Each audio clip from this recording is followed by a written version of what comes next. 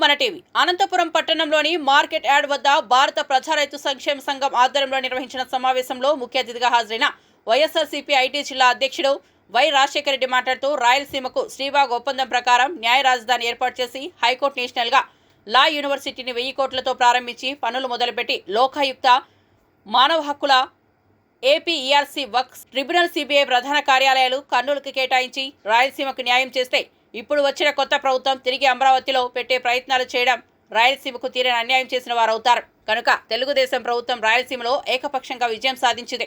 అయినా రాయలసీమకు అన్యాయం చేయడం దారుణమన్నారు. విభజన చట్టం ప్రకారం అనంతపురం జిల్లాకు కేటాయించిన ఎయిమ్స్ ఆసుపత్రిని మంగళగిరిలో నెలకొల్పి అనంతపురం జిల్లాకి ద్రోహం చేశారన్నారు. ఇప్పటికైనా దేశంలోనే అత్యల్ప వర్షపాతంతో 2వ స్థానం అనంతపురం జిల్లా కొనసాగుతోందన్నారు. కనుక వెంటనే రాయలసీమకు న్యాయం చేయవలసిందిగా పలువురు వక్తలు అన్నారు. ఈ కార్యక్రమంలో భారత ప్రజా రైతు సంక్షేమ సంఘం అధ్యక్షుడు శ్రీనివాసరెడ్డి, మల్లారెడ్డి, గోపాల్, శ్రీనివాసులు, శ్రీవారెడ్డి, శివారెడ్డి, కిరణ్ కుమార్ తదితరులు పాల్గొన్నారు. అనంతపురం వేదికగా మనం మాట్లాడుతూ ఉన్నాము. రాయలసీమలో ఇప్పటి వరకు ఈ 4 జిల్లాలకి ఏ రకంగా ఉమ్మడి రాష్ట్రంలో కావచ్చు, లేదంటే అంతకుముందు కలిసినటువంటి మద్రాస్ కేంద్రంగా ఉన్నటువంటి రాష్ట్రంలో కావచ్చు, రాయలసీమ ఏ రకంగా నష్టపోతుందో ప్రజలు తెలుసుకోవాలని చెప్పి, లేదంటే మన రాయలసీమ రైతులు ముఖ్యంగా అవగాహన తీసుకోవాలని చెప్పి అన్న ముందుకొచ్చి పూర్తి స్థాయిలో ఇలాంటి కార్యక్రమాలు సదస్సులు నిర్వహిస్తున్నారు. ఈ సందర్భంగా మీకు చెప్తున్నది ఏమంటే, సిద్ధేశ్వరం దగ్గర ఒక ప్రాజెక్టు నిర్మిస్తే రాయలసీమకు సమాంతరంగా ఎటువంటి సమస్యలు లేకుండా నీళ్లను తీసుకునే వెసులుబాటు వస్తుంది.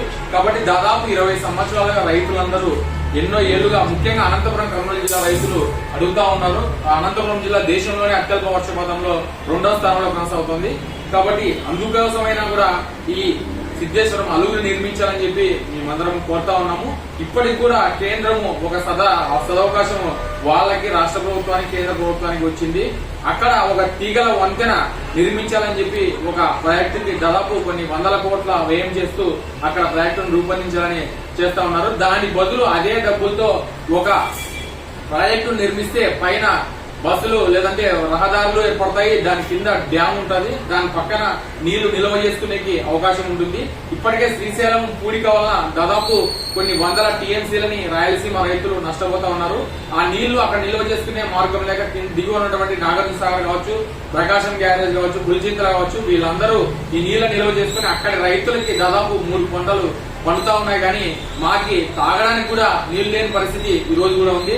ఇప్పటికి కూడా అనంతపురం జిల్లాలో ఈ సంవత్సరము ఇక్కడ హెచ్ఎల్సీ, ఎల్ఎల్సీ కాలువలు లేదంటే అంద్రినీవ కాలువల ద్వారా పూర్తి స్థాయిలో నీళ్లు రాయలసీమ రైతులకి రాని పరిస్థితి. ఇప్పటికే మా వినాయక చవితికి కూడా అనంతపురం జిల్లాలో మా దగ్గరే వచ్చినటువంటి హెచ్ఎల్సీ కాలువలో నీళ్లు లేని పరిస్థితి మా రైతుల యొక్క కష్టాలకు కనబడతా ఉంది. ఇప్పటికైనా మేల్కొని రాయలసీమలో ఉన్నటువంటి చెరువులు లేదంటే అనంతపురం జిల్లా, కర్నూలు జిల్లా ఉన్నటువంటి చెరువులు ఎక్కడా లేవు.